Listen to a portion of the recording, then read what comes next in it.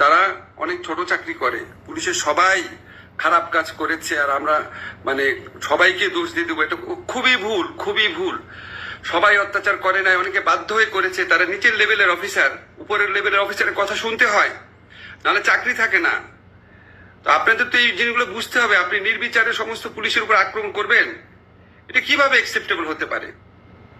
আজকে আমি সংখ্যালঘু সম্প্রদায়ের উপর আক্রমণের ঘটনা শুনেছি, আমার পরিচিত সার্কেলেই 2-3টা ঘটনা শুনেছি, যা এটা একটা টোটালি আনএক্সেপ্টেবল জিনিস।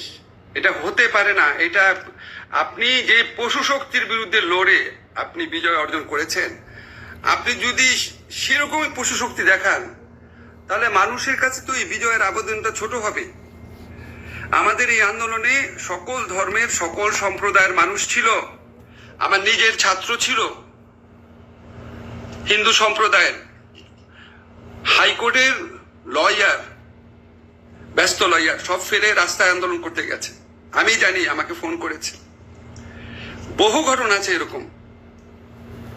এই বিজয়ের এই ক্ষণে বিজয়কে সংহত করতে হয়, ধৈর্য ধরতে হয়, মানুষকে আশা দিতে হয়, সবাইকে বিজয়ে সামিল করতে হয়।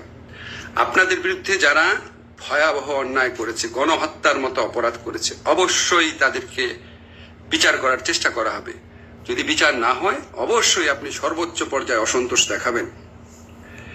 কিন্তু সাধারণ পুলিশ, সাধারণ মানুষ, একটা নিরীহ একটা সংখ্যালঘু মানুষ, একটা ঘটনা যেন আর না ঘটে। আমার প্রতি যদি আপনাদের বিন্দুমাত্র ভালোবাসা থাকে, যাদের ভালোবাসা থাকে, তারা এই কাজ করবেন না, প্লিজ প্লিজ। আমরা একটা ধ্বংসযজ্ঞ, একটা চরম অপশাসনের মধ্যে দিয়ে গিয়েছি। এখন আমাদের দেশ গড়ার সময়, দেশ গড়ার সময় সবাইকে সাথে নিয়ে করতে হয়। আইনের মতো আইন চলবে, যার যা অন্যায় করেছে সেটার আমরা অবশ্যই বিচার চাবো। এটা নিশ্চিত করার জন্য আমরা আবার যতটা করা যায় করবো, বা ধৈর্য ধরে অপেক্ষাও করব। যাই হোক, আমি শুধু আবেদন করব, প্লিজ এই ধ্বংসযজ্ঞ বন্ধ করেন, এই লুট বন্ধ করেন। এখন যা ভাঙছেন এগুলি শুধু আমাদের সব রাষ্ট্রীয় সম্পত্তি। আমার রাষ্ট্রের পুলিশ না থাকলে আপনি বাসায় থাকতে পারবেন? আপনি আপনার পক্ষে সম্ভব এটা? পুলিশ বাহিনী রিফর্মের কথা বলেন। যারা পুলিশ, যে সমস্ত পুলিশের বিরুদ্ধে অন্যায়ের অভিযোগ আছে, বাণিজ্য করেছে, মানুষকে হত্যা করেছে, নিপীড়ন করেছে, অবশ্যই আপনি তাদের বিচার চাবেন।